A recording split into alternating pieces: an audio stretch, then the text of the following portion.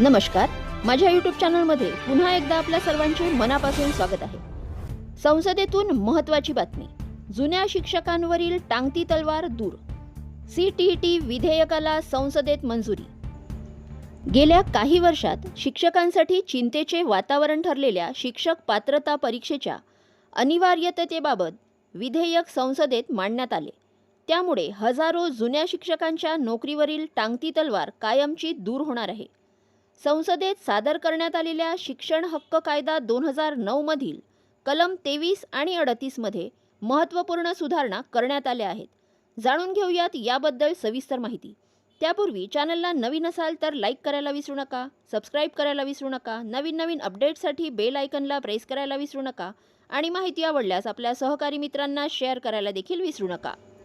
या नवीन कायद्यानुसार ज्या शिक्षकांची नियुक्ती या कायद्याच्या अंमलबजावणीपूर्वी प्रचलित नियमानुसार झाली आहे त्यांना आता TET किंवा तत्सम नवीन शैक्षणिक पात्रता धारण करणे बंधनकारक राहणार नाही।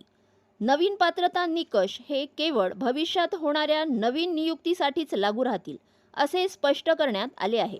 सर्वात महत्त्वाचा दिलासा म्हणजे जे जुने शिक्षक TET परीक्षा उत्तीर्ण होऊ शकले नाहीत त्यांच्यावर आता कोणतीही दंडात्मक कारवाई करता येणार नाही। त्यांना सक्तीची निवृत्ती देणे, नोकरीतून कमी करणे किंवा त्यांचे सेवाविषयक फायदे रोखणे यासारख्या कठोर पावलांवर या कायद्याने बंदी घातली आहे। नवीन कलम 23 नुसार शिक्षकांच्या सेवा अटी, पदोन्नती आणि निवृत्ती वेतनाचे फायदे यामध्ये केवळ नवीन पात्रतेच्या अभावामुळे कोणताही बदल किंवा कपात केली जाणार नाही। जुन्या शिक्षकांचे वेतन आणि पदोन्नतीचे मार्ग पूर्वीप्रमाणेच मोकळे राहतील।